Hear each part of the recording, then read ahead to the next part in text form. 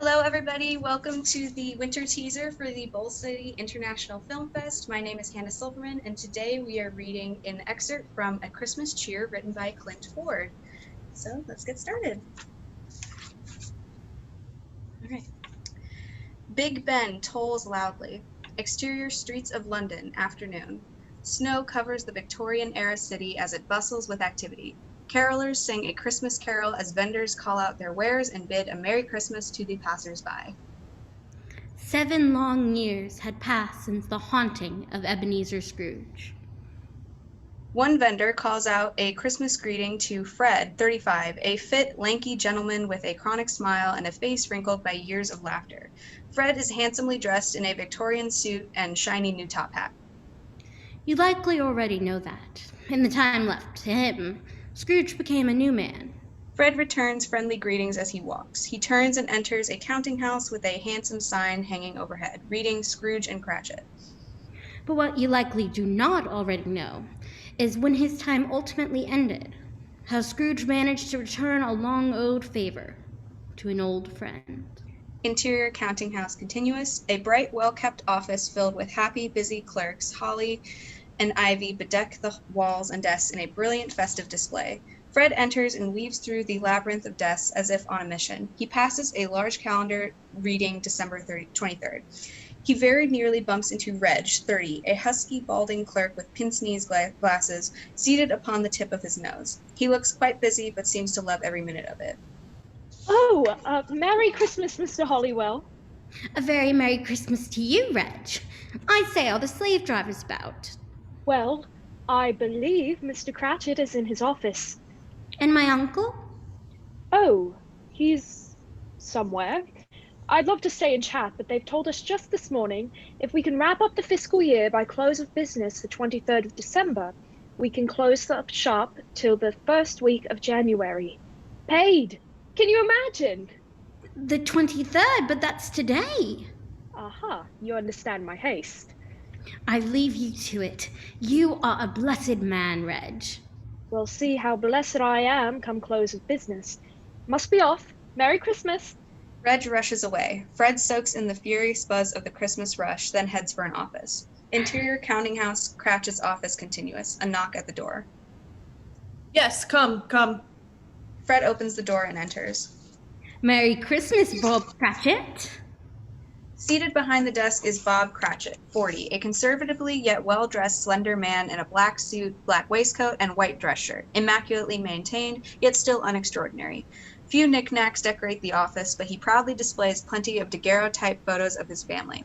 Cratchit's look of concentration transforms into a wide smile when he recognizes his visitor. He stands and extends a hand. And the same to you, Mr. Fred. Fred shakes his hand. Won't you sit? No, wouldn't dream of it, not after hearing about close of business. I shan't stand in the way of progress, especially with such a generous prize at stake. Cratchit winces. Shh, please, not too loud. I don't want you-know-who to hear. Mr. Cratchit! Fred and Cratchit, along with the rest of the office, freeze in their tracks. Slow footfalls on the wood floors echo throughout the office. Cratchit's face twists into a look of concern. In the doorway, a festive red waistcoat under his black suit, Ebenezer Scrooge, 75, appears, white-haired, wrinkled, and a permanent hunch, explaining the ornate cane in his grasp. Scrooge scowls at Fred, then turns his attention to Cratchit. Momentarily intimidated, Fred quickly collects himself and extends a hand. Merry Christmas, Uncle. Scrooge's eye again goes back to Fred. He glances down at Fred's outstretched hand, then stares him dead in the eye. Scrooge speaks in a weathered, gruff voice. I shall deal with the likes of you later. Fred awkwardly drops his hand and takes a small step back. Scrooge's head twists back to Cratchit, who stands before him, a nervous wreck. What is the meaning of this? Am I to understand you have publicly stated, should our fiscal year be completed by the end of the day, you shall give every man in this office a 2-week paid holiday? Cratchit swallows hard. Yes, sir. Scrooge's eyes narrow as he steps into Cratchit's personal space. What month is it, Mr. Cratchit? It's December, sir. And what week is it? The week of Christmas, sir. Fred awkwardly attempts to avert his attention from the dressing gown. The week of Christmas. And what is my policy for the week of Christmas, Mr. Cratchit? I understand, sir, but the business. What is my policy? Cratchit takes a deep breath of resignation. Fred allows a tiny smirk. No one works a full day the week of Christmas. No one. Scrooge cackles and gives Cratchit a hearty smack on the side of the arm.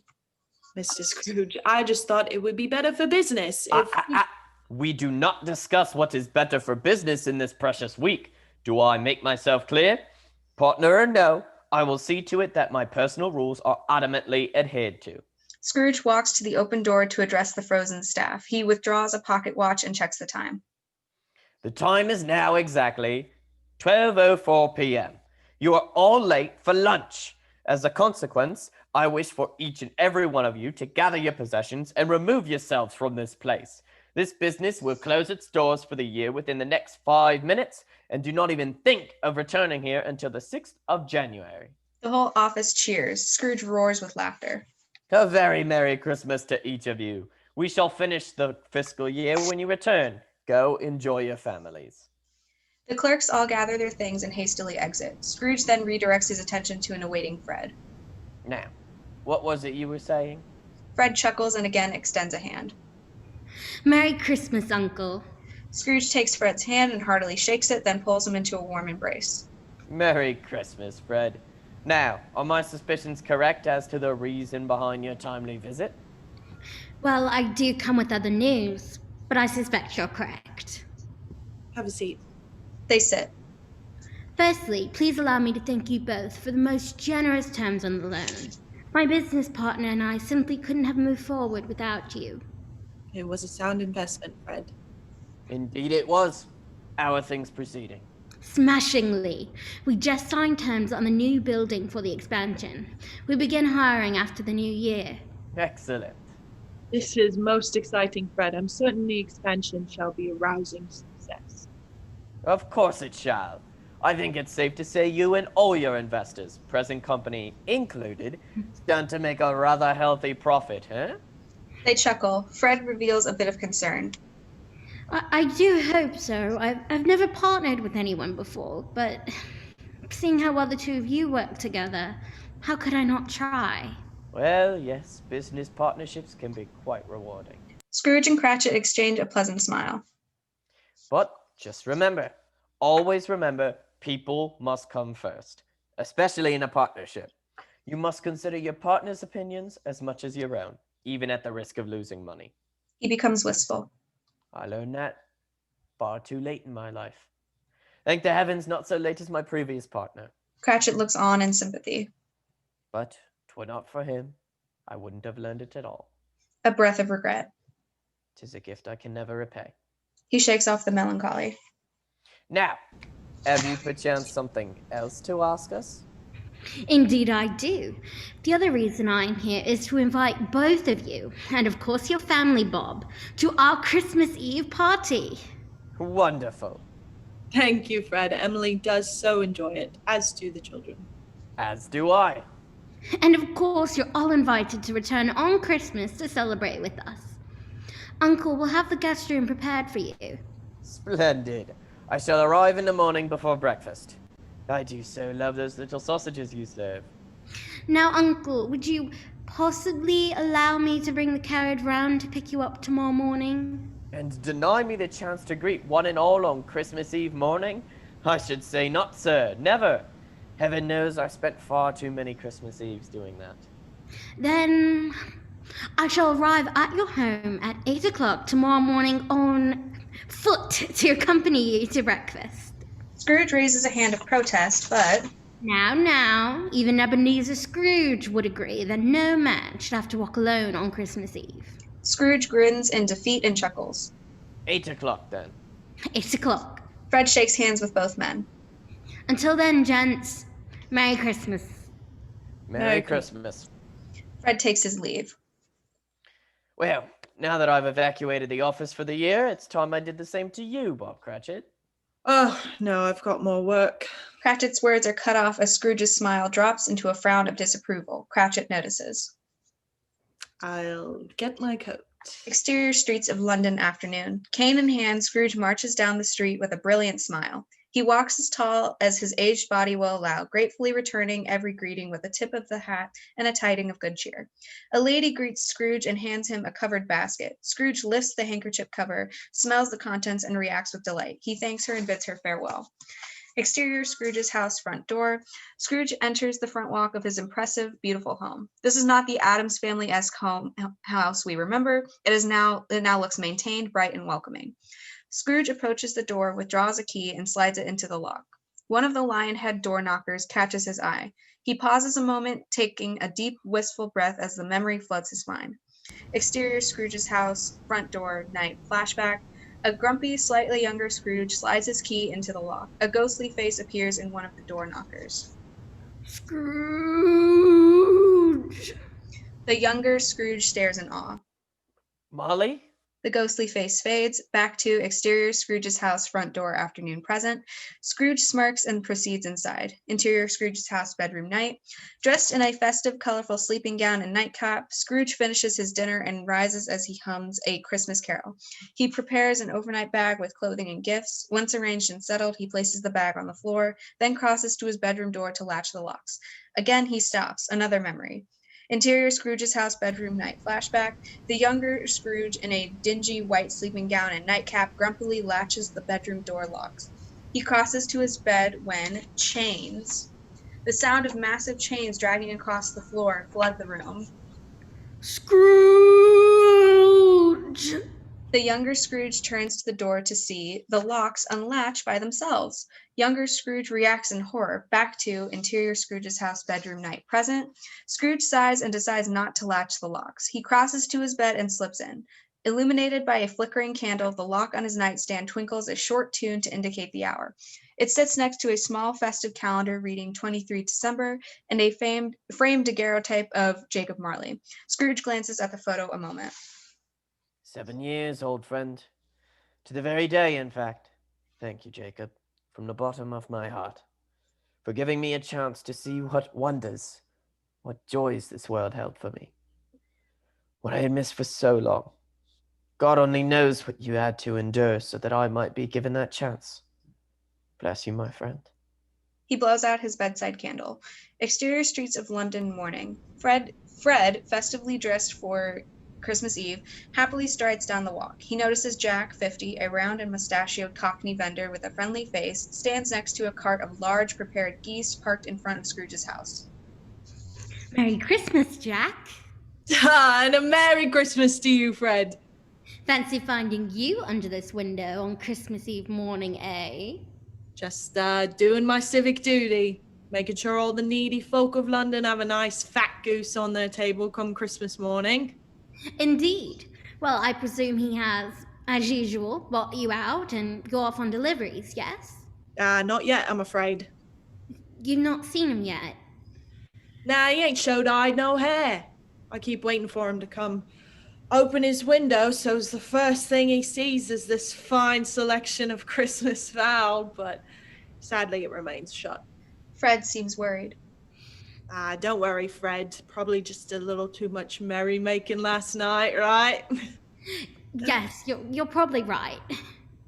Maybe you should go rouse him, eh? You know, open the window, encourage a bit of fresh air. That's an excellent idea, Jack. A very Merry Christmas to you. Fred heads for the house. And the same to you, Fred. And the same to Mr. Scrooge as well. Exterior Scrooge's house, front door continuous. Fred approaches the large double doors and raps upon them with one of the enormous lion head knockers. Uncle! He waits, nothing. He withdraws a key from his pocket and lets himself in. Interior Scrooge's house, foyer continuous. Fred enters Scrooge's home, splendidly decorated for the holidays. He removes his coat and hat and proceeds upstairs. Merry Christmas, Uncle! I've come to collect you for the festivities! Interior Scrooge's house, bedroom continuous. Fred enters the pitch-black room. He grins. Ah, so Jack's assessment was correct, I see. Still in bed, are we? Well, we'd best remedy that. He's got a whole cart of fine geese all ready for you. Fred opens the curtains and the window, giving a thumbs up to Jack below. He turns to the bed, now lit by the window, and his smile drops. Scrooge is motionless. Uncle? Fred proceeds to the bed and sits next to Scrooge. He touches Scrooge's hand. Cold. Oh, Uncle Ebenezer. Slow fade to black. Interior church, sanctuary night. A heartbroken Fred takes the pulpit before a church filled with mourners.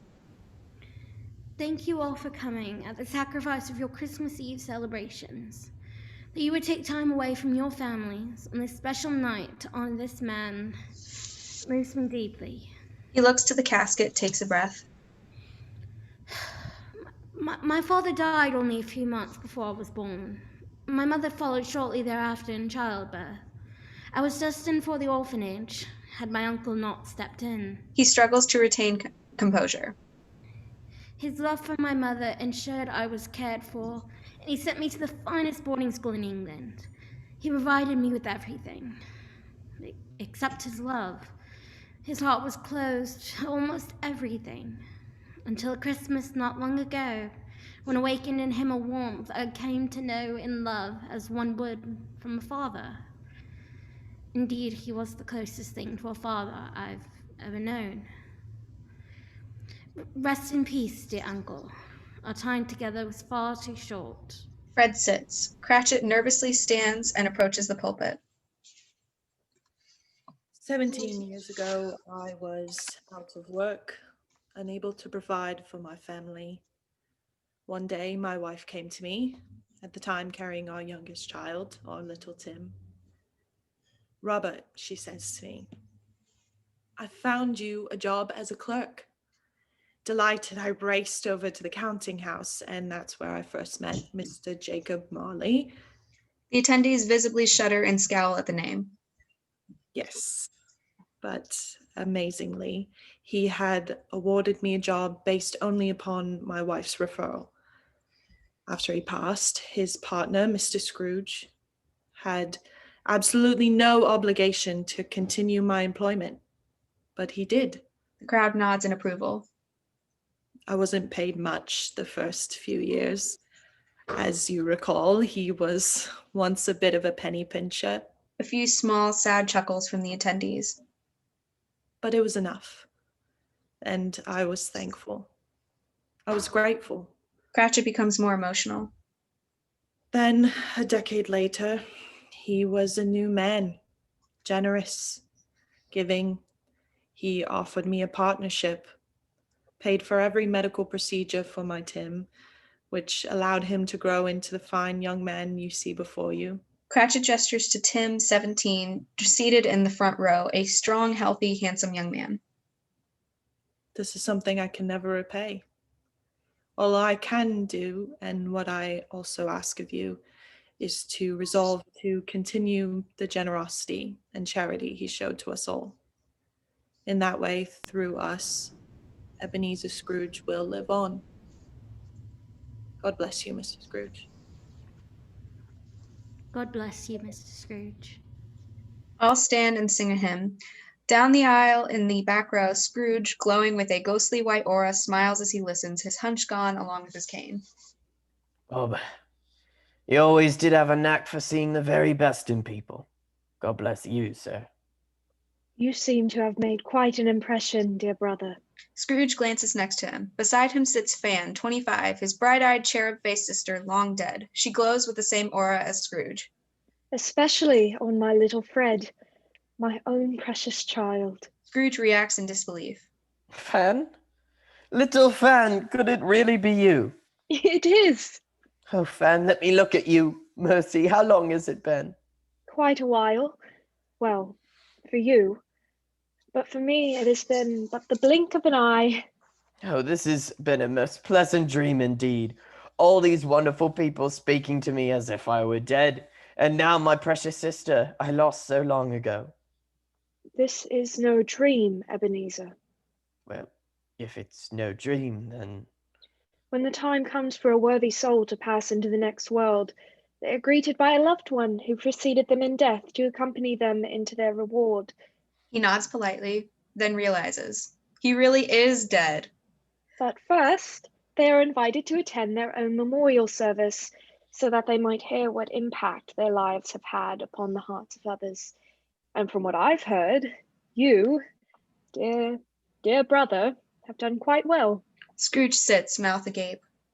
This is really my funeral. Indeed, it is your time, Ebenezer, and you have lived. And the time left remaining to you, you chose to share joy, peace, and the spirit of Christmas to all within your reach. Now it is time for you to come to your eternal reward. So soon? Why, I'm only... Oh, well, never mind that. This is a wonderful thing, Ebenezer. Many whom you have not seen in ages await you. Mother, Mr. Fezziwig, even father, who, granted, was an austere man, but still good. They all await you. Scrooge marvels. Gracious. And my old professors, my childhood mates, everyone. Fan nods happily. Scrooge gasps. And Jacob. Fan's smile vanishes. Well, he's the very reason I'm here in the first place. You know, just last evening I was talking about... Scrooge notices Fan's expression. What's wrong, Fan? What is it? Fan braces herself to deliver the news. You must know, Ebenezer. Jacob Marley. She stumbles over the words. Scrooge realizes. You don't mean to tell me he still walks the earth, dragging those ghastly chains and lockboxes? For how long? Jacob Marley made his own decisions in life, dear brother. Interior hell, night, inhuman howling. Flames burn randomly throughout the floors and walls, lighting the dark, stalactite-laden cavern. A blue glowing figure lies upon the floor, weeping and gnashing teeth, entangled in a heavy chain with many lockboxes and key locks attached. Under the chain and boxes, his old Victorian-style formal attire barely visible. A handkerchief tied atop his head loops around under his chin, an effort by those who buried him to keep his dead mouth closed. The ghost of Jacob Marley, 75, lies in flames, screaming as demonic hands emerge through the ground, grasping for him. Marley frantically crawls away to escape them. He shrieks. Interior church sanctuary present. His fate is to suffer in the bowels of hell 11 months of each year. 11 months? What of the 12th? Back to interior hell continuous. A bright pulsating portal opens and hangs in the air. The demonic hands quickly recede as they evade the light. Marley looks up, sees the portal, rises and shambles towards it, dragging his burdensome chain behind him. Upon the stroke of midnight each 1st of December, he is allowed to return here. Marley steps through the portal and vanishes into exterior London streets. Night. Marley, still glowing a sickly blue, stands in a street. He eyes the world bustling with Christmas color and activity. Carolers sing, lovers exchange gifts, and tavern goers drink. People walk right by and through Marley, unable to see him. To roam the streets for 25 days, so that he might gaze upon the spirit of Christmas and joy of humanity within others, in which he might have shared, but never did, and never shall.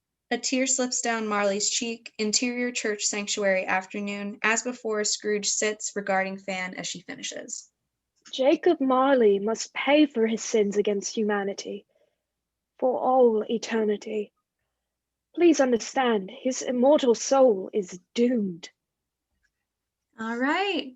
I think we can stop it there. This was a really great script, and I want to thank everybody for being a part of this. I wanted to thank the writer, Clint Ford. Clint, are you there, possibly? I am, and that was very entertaining. I enjoyed that a lot.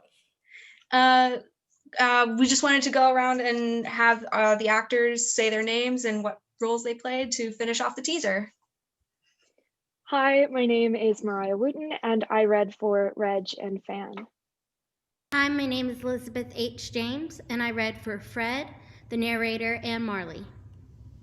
Hi, I'm Nino Benora, and I read for Scrooge. Hi, I'm Liz Rebeck, and I read for Cratchit and Jack. Thank you all again so much for participating in this. Everybody go to the Bull City International Film Festival, or as we can, virtual. This will be on our website later tonight.